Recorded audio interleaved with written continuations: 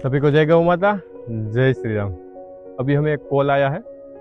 रात को गौ माता के ऊपर शेर ने हमला किया है और गौ माता इंजर्ड है, तो हम अभी उसको रेस्क्यू करने जा रहे हैं और अभी हम अपनी गौशाला में लाएंगे और उनकी ट्रीटमेंट करेंगे।